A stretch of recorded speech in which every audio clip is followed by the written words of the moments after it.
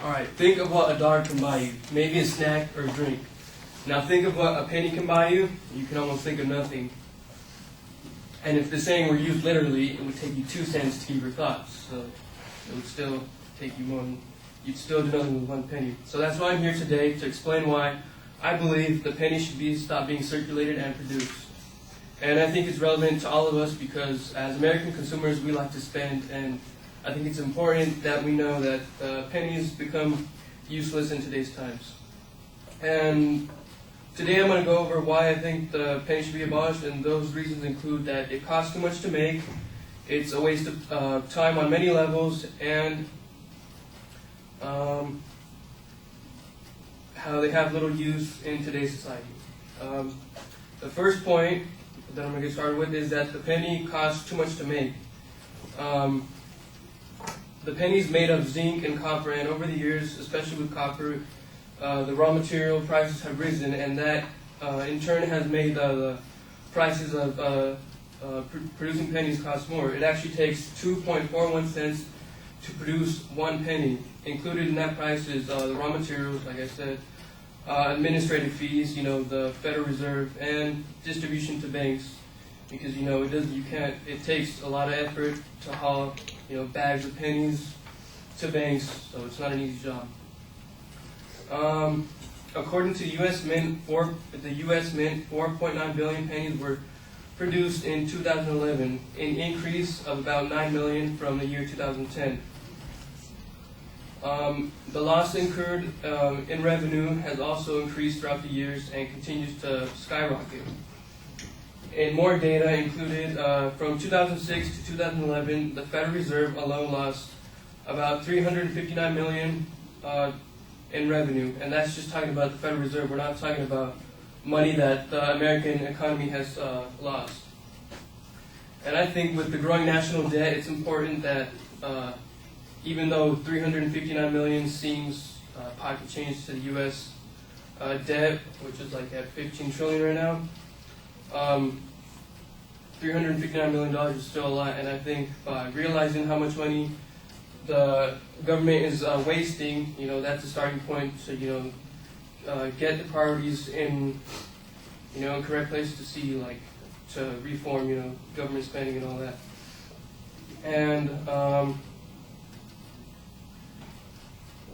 the second point is that the penny wastes time on many levels. They often say that time is money, and all the time that we spend fishing out for pennies while in line at the cash register is costing us money. Using data that shows searching for pennies shows that on average it takes about 2.5 seconds at the cash register.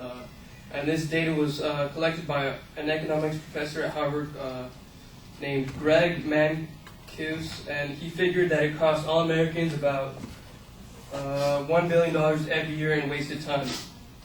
And that's part of money in the economy that could use to help our economy out, because obviously it's struggling.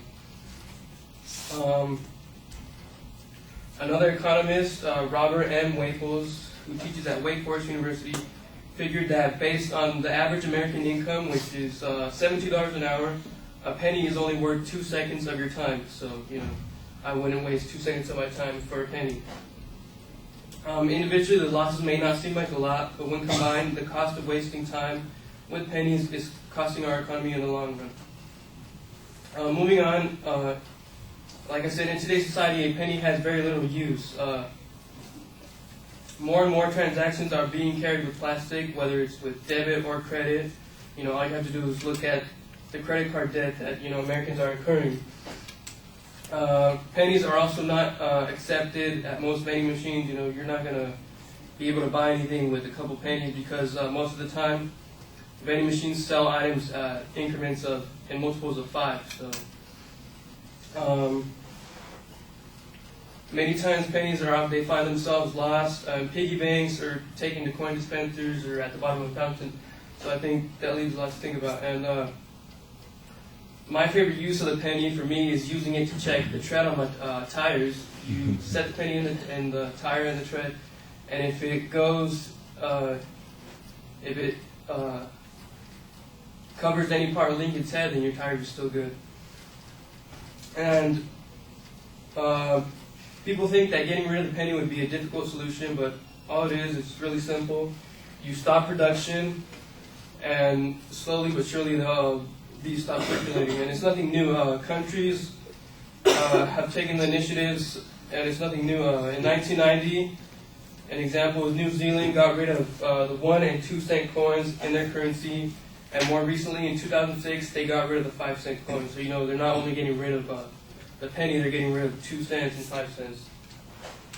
And more recently, Canada stopped producing the penny last Friday, officially, and in a photo op at the Canadian Mint, the finance minister, Jim Flaherty, is quoted as saying, "The real issue was that people weren't using them. They were putting them in jars at home, and we're doing the same thing at my house."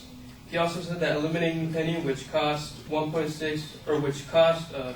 1.6 to produce, would save $11 million annually. I think the penny has long overstayed its presence when it has no real use. The solution is straightforward and, like I said, would involve ceasing production of the penny.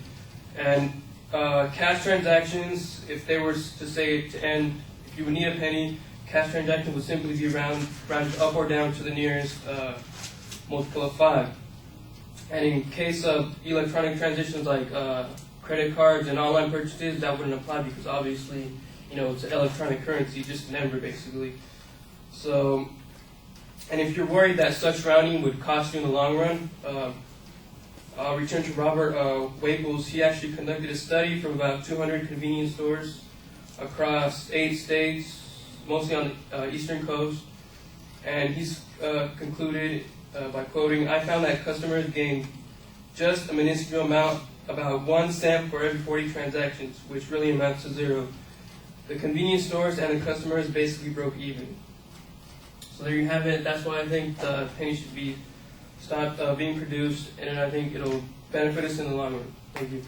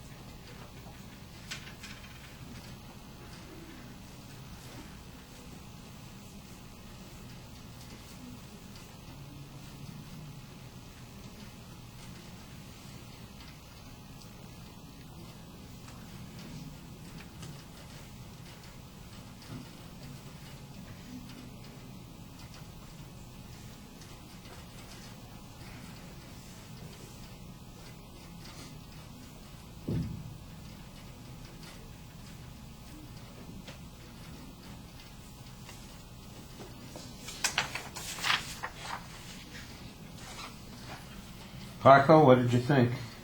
I really liked it. The topic was pretty cool. The intro was very interesting. I liked the 2 cents joke. That was really funny. The structure for the intro was there and seemed to hold at the beginning. In the middle, it started kind of like getting kind of random with facts, but he picked it back up at the end. A lot of the facts were very interesting and kept me engaged. His voice was very strong, very clear to hear him. He said a lot and a lot of ums here and there, so maybe that can be something to work on. Other than that, it was really good. I liked it. All right, yeah, I like the visualization at the beginning. I think you've got a very clear statement of what your goal is. You could probably do a little bit more to motivate the audience's interest in this, but you do try to show how it might affect people here in the audience. The setup of the body of the speech was clear, but the way the points are phrased sounds really repetitive. I think you need to kind of change the language on those supporting points because they sound like almost like the penny's a waste of time, the penny costs us money, and it's a waste. or something like it comes across as being very repetitive. And although I think you've got distinct ideas in the body of the speech, they don't come up very clearly when you set up that